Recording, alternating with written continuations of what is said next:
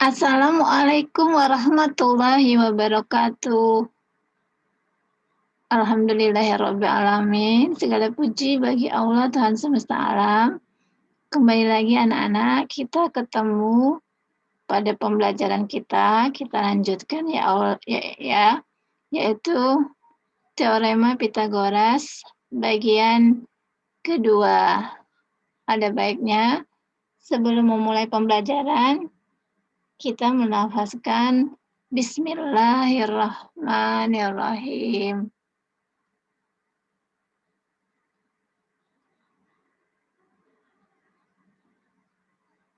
Setelah menonton video ini, kalian diharapkan pertama dapat menghitung jarak antara dua titik pada bidang kartesius, kemudian dapat menyebutkan jenis-jenis segitiga jika diketahui panjang ketiga sisinya, dan kemudian yang terakhir, kalian dapat menentukan suatu segitiga siku-siku itu merupakan triple Pitagoras ataukah bukan. Kita mulai dengan sub pokok pembahasan yang pertama, yaitu penggunaan teorema Pitagoras untuk menentukan jarak dua titik pada koordinat kartesius. Kalian lihat gambar. Di sini ada dua titik A dan titik B. Berapakah jarak dari titik A ke titik B? Ya, itu sama saja dengan menghitung panjang garis AB. Lihat, jarak titik A ke titik B sama aja dengan kalian menghitung panjang garis AB. Ternyata panjang garis AB, jika kita gunakan bantuan, lihat ini, garis putus-putusnya, garis putus-putusnya, maka akan bisa dibentuk segitiga ABC yang siku-siku di C. Sehingga, karena ini merupakan segitiga siku-siku, maka untuk menghitung panjang salah satu sisi segitiga siku-siku, kita bisa menggunakan apa? Iya, menggunakan teorema Pitagoras. Ya, dan kita lihat ya, AB merupakan sisi yang paling panjang dari segitiga ABC. Kemudian panjang AC bisa kita ketahui yaitu dari melihat gambar, yaitu berapa? 3 satuan, 1, 2, 3. Kemudian panjang sisi BC berapa? Iya, panjang sisi BC adalah 5 satuan. Dilihat, AB merupakan sisi yang paling panjang. Jadi di sini akan ada operasi tambah. Jadi berdasarkan teorema Pitagoras, maka AB kuadrat adalah 3 kuadrat ditambah 5 kuadrat. Masukkanlah nilainya, 9 ditambah 25. Berapa? 34. Jadi, jarak antara titik A ke titik B adalah akar 34.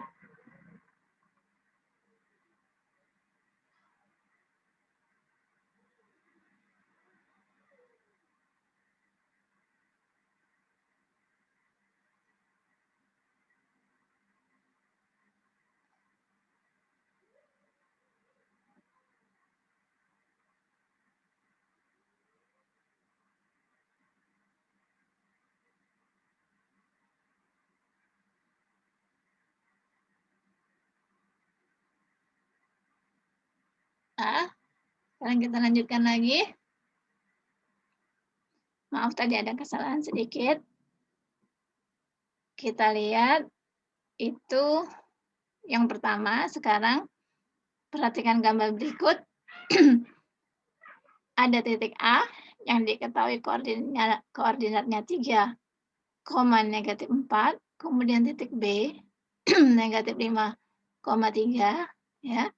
Jadi tujuan kalian ini sebenarnya bagaimana menghitung jarak dari titik A ke titik B tanpa perlu menggambar garis ini, ya, tanpa perlu menggambarnya.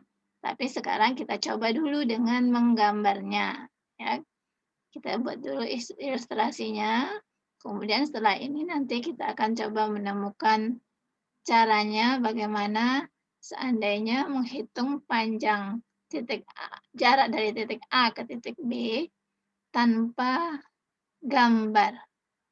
Kita lihat, kita masukkan ini koordinat 3, negatif 4 dari titik A, kemudian titik B negatif 5,3. Oh, ternyata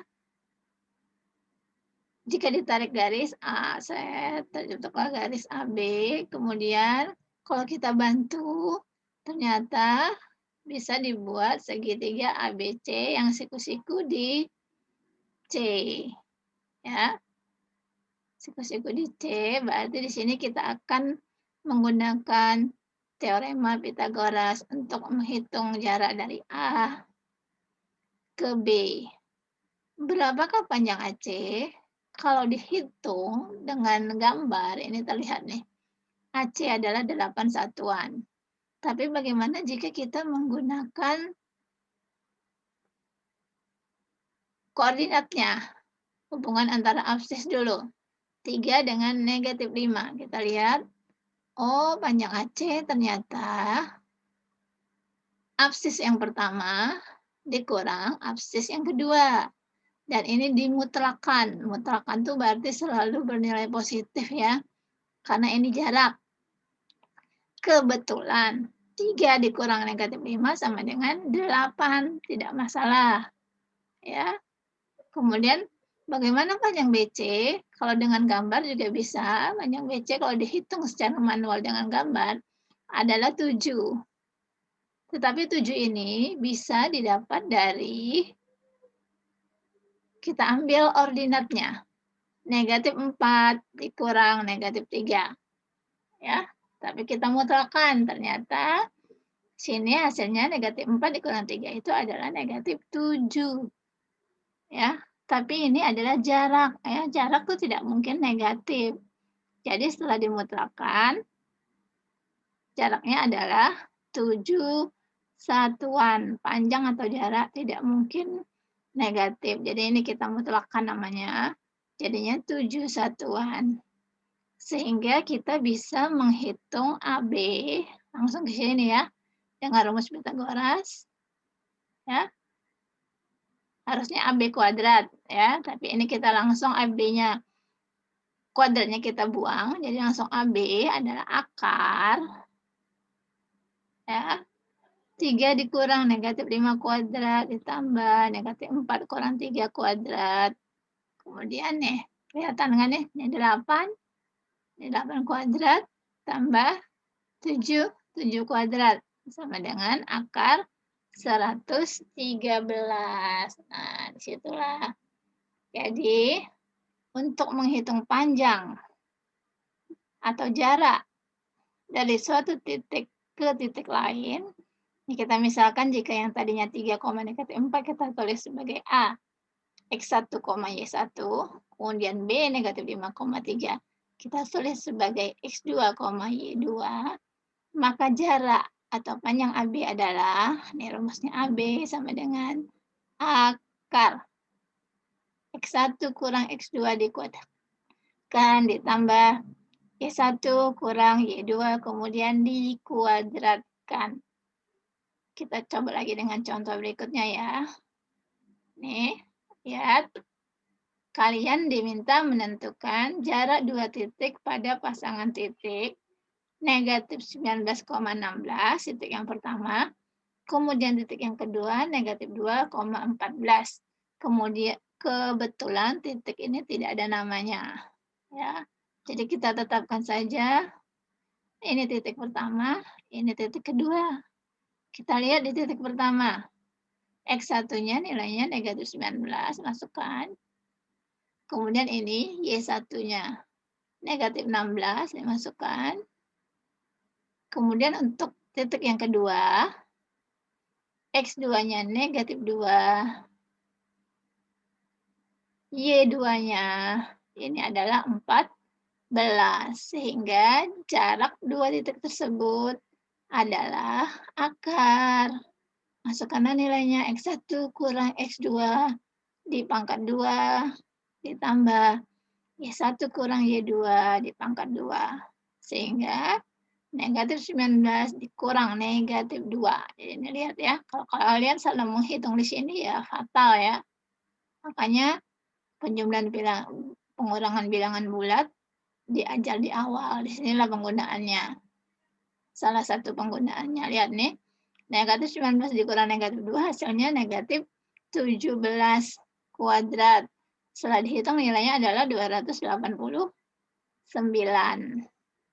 Kemudian negatif 16 dikurangi 14. Hasilnya adalah negatif 30. Negatif 30 dikuadratkan. Hasilnya adalah 900. Dan ketika dijumlahkan adalah hasilnya akar 1189. Karena ini tidak bulat, makanya Ibu biarkan dalam bentuk akar. Jadi jarak kedua titik tersebut adalah akar 1189.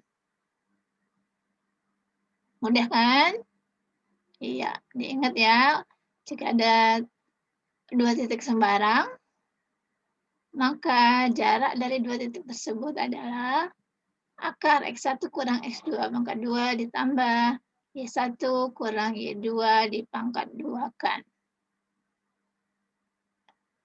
Sekarang kita lanjutkan ke submateri yang kedua pada hari ini, yaitu kalian bisa menentukan suatu jenis segitiga jika panjang ketiga sisinya diketahui.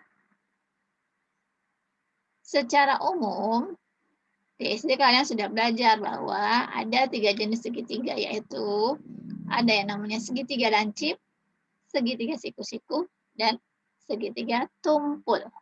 Nah, ternyata teorema Pythagoras bisa digunakan untuk mengetahui jenis-jenis segitiga ini jika ketiga sisinya diketahui besarnya atau panjangnya tanpa kalian perlu menggambar segitiga tersebut. Nah, lihat kan, perhatikan gambar di sini disediakan segitiga ABC yang siku-siku di C ya. Dengan tiga sisinya yaitu AB, BC, dan AC. Terus ini apa nih? Ada A kecil, B kecil, C kecil. Nah, ini lihat, perhatikan ini berlaku umum ya. Jadi, sisi AB itu boleh juga ditulis dengan sisi C kecil. Bagaimana menentukan C kecilnya? Kenapa tidak A kecil? Kenapa tidak B kecil? Tidak boleh sembarang kalau sudah di sini ya. Jadi, sisi di depan suatu sudut segitiga, ya, ada sudut C kan? Maka sisi di depan sudut segitiga itu yaitu sisi AB, boleh kalian tulis dengan C kecil. Nah, lihat ini A kecil. Ini berarti sisi di depan sudut A, yaitu sisi BC, boleh kalian tulis dengan huruf A kecil. Jadi ini sama dengan sudutnya. Nih, A, ini A. Kemudian sisi di depan sudut B, yaitu sisi AC, boleh kalian tulis dengan huruf apa yang sama dengan sudutnya. Di sini B-nya B besar, maka sisi AC-nya ditulis dengan B kecil. Jadi ini bisa berlaku untuk segitiga PQR dan KLM. Ya, dan sisi-sisi yang kecilnya menyesuaikan dengan huruf-huruf yang tersedia. Kita ambil contohnya. Ya, lihat segitiga siku-siku yang sama tadi. Nih ya. Jadi ini segitiga siku-siku, maka berlakulah teorema Pythagoras. Sisi yang terpanjangnya adalah C. Jadi ada berlaku operasi tambah. C kuadrat sama dengan A kuadrat tambah B kuadrat. Maka kalau ini yang berlaku, maka segitiga itu adalah segitiga siku-siku. Siku-sikunya di C. Tapi ternyata jika C pangkat 2-nya lebih dari A kuadrat tambah B kuadrat, maka segitiga itu merupakan segitiga tumpul. Tumpulnya di mana? Di sudut C, menjadi sudut tumpulnya. Dan ternyata jika C pangkat 2 nilainya kurang dari A pangkat 2 tambah B pangkat 2, maka segitiga ABC itu merupakan segitiga lancip. Lancipnya di mana? Oh, lancipnya di sudut C. Kita ambil contoh satu saja ya. Jadi ada segitiga yang sisi-sisinya 17 cm, 25 cm, dan 35 cm. Apa jenis segitiga tersebut? Tidak ada namanya nih ya. Jadi pokoknya dia ada segitiga 17, 25, dan 38 panjang sisi-sisinya. Nah, kita boleh sembarang memberi nama segitiga tersebut. Terserah kamu mau kasih nama ABC, PQR, KLM. Ya. Kemudian di sini kita ambil segitiga PQR. Kemudian jika kita tentukan sisi yang paling panjang berapa? Oh, 38 cm kita lambangkan dengan Q kecil. Q kecil. Berarti sisi-sisi yang lainnya berarti sisi siku-siku atau sisi yang lebih pendek. Yaitu kita ambil P kecilnya 17 cm dan R kecilnya 25 cm. Nah, sekarang kita hitung. 38 kuadrat, Q kuadrat. Oh, ternyata setelah dihitung 38 kuadrat nilainya 1444 atau 1444.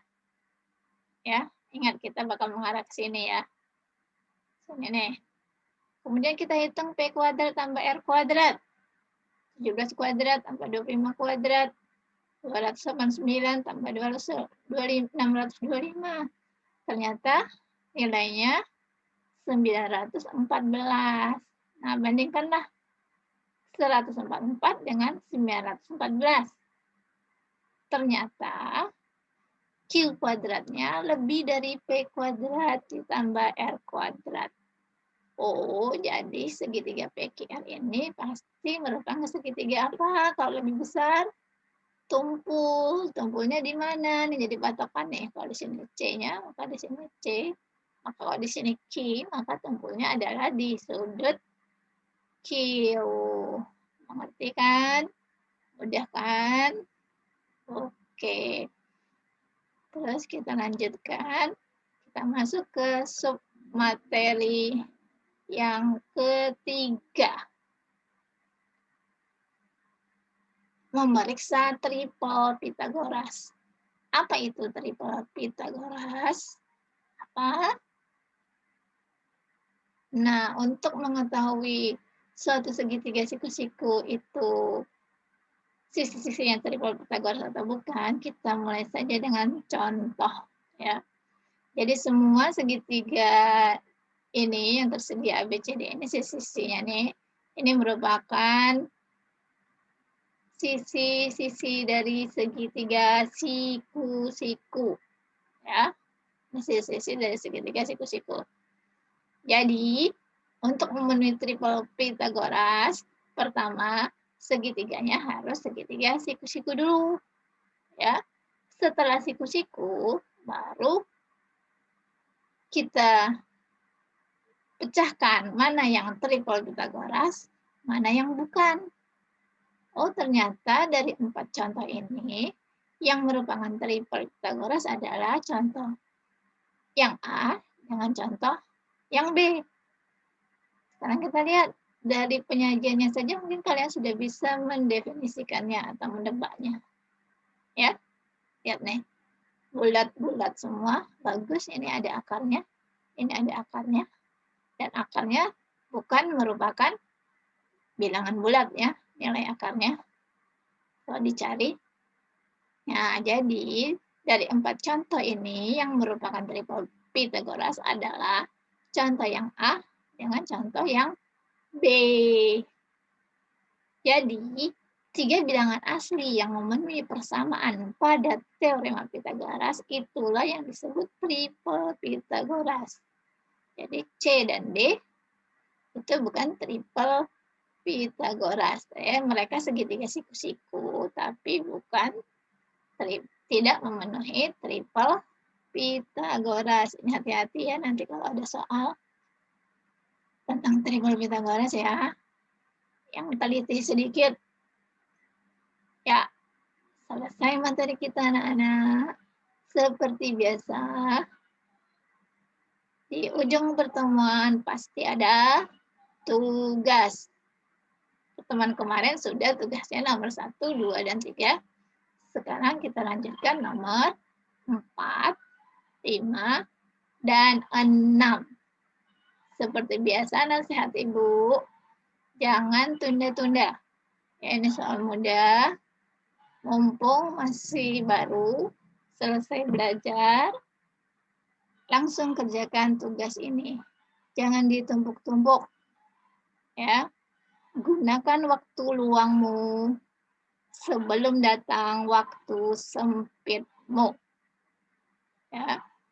Begitu saja, mudah-mudahan materi pembelajaran hari ini bisa kalian terima dengan baik. Kalau seandainya belum, carilah informasi dari sumber-sumber yang lain, berusaha. Ya, berusahalah. Jika masih belum mengerti, mencarinya dari sumber-sumber yang lain. Begitu saja, ya. Pertemuan kita hari ini, selalu jaga kesehatan ya. Alhamdulillahirrahmanirrahim. Alamin, kita sudah selesai belajar pada hari ini. Ibu tutup ya. Ingat selalu jaga kesehatan. Assalamualaikum warahmatullahi wabarakatuh.